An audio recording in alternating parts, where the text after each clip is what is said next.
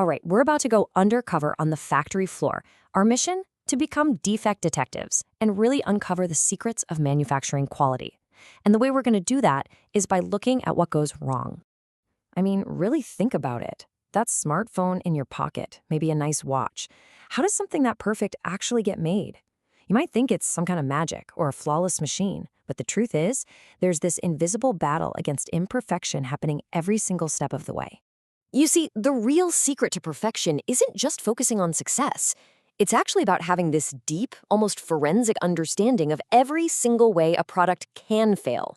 So let's do that.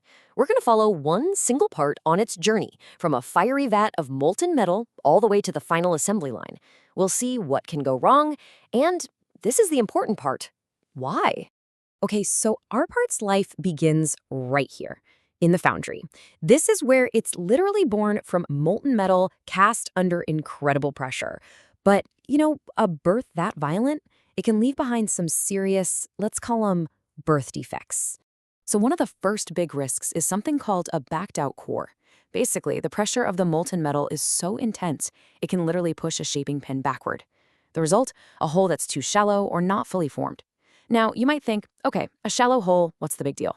But imagine this is an engine block. That one shallow hole means a critical bolt won't sit right, and that could lead to, catastrophic failure way down the line. It all starts right here. And check this out. See that jagged kind of sponge-like texture? That's called shrinkage. It's just basic physics, right? As metal cools down, it shrinks.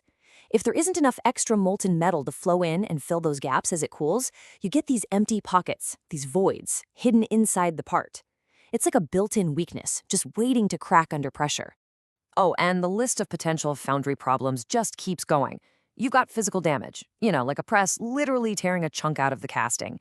Then there are issues from trapped gas, which create these smooth, round voids. They almost look kind of cool, but they're incredibly dangerous. And then you have what's called a cold shut.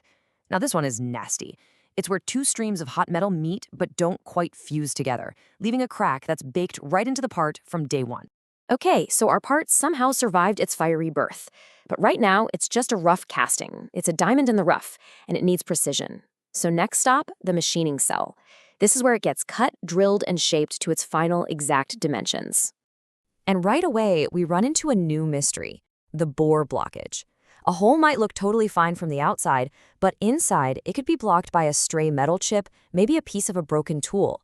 And get this, a prime suspect from our last stop, the foundry, can show up here. Remember that backed-out core? Yeah, that incomplete hole can cause a blockage here.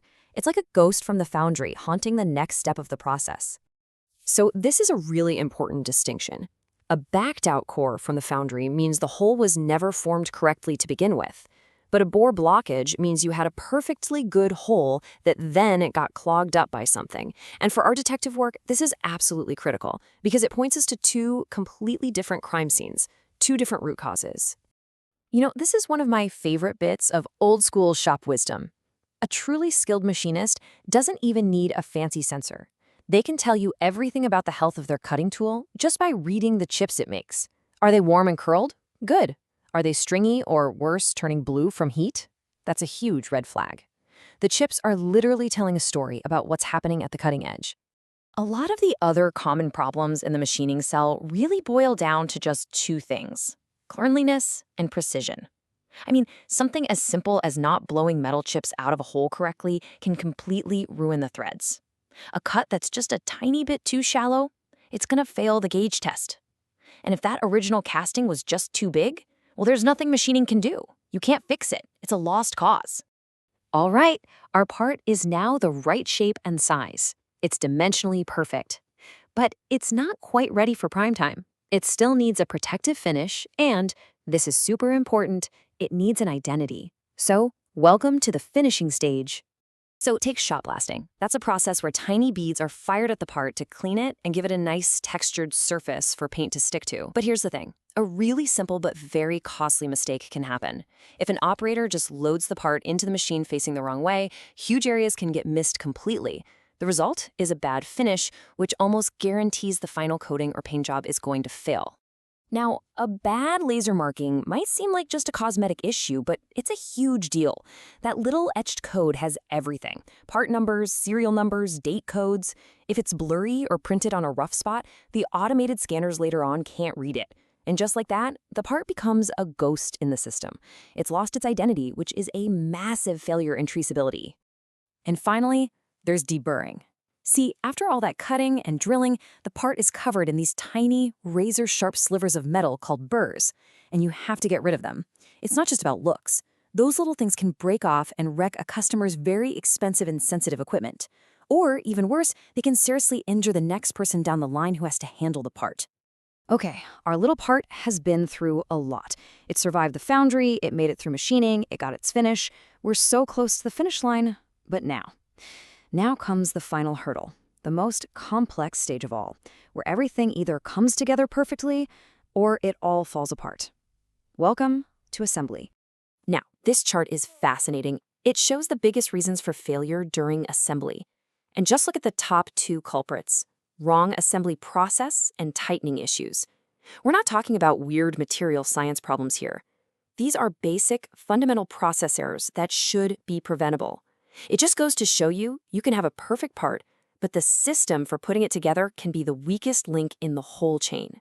And this fishbone diagram is the perfect example of why these simple errors are so complex. The problem is a missing O-ring. Simple, right? But look at all the possible causes. Yeah, it could be human error, but it could also be because the wrong type of grease was used, causing the O-ring to pop out. Or maybe the part dimensions were slightly off. Or maybe the workstation itself is just laid out poorly. It drives on the point that the problem is almost never just one person or one thing, it's the system. So yeah, when you investigate assembly problems, you start to see the same usual suspects pop up again and again. You've got the classic, oops, I forgot a part, like that missing O-ring. You've got the more is better mistake, like using way too much sealant, which then squishes out and contaminates everything.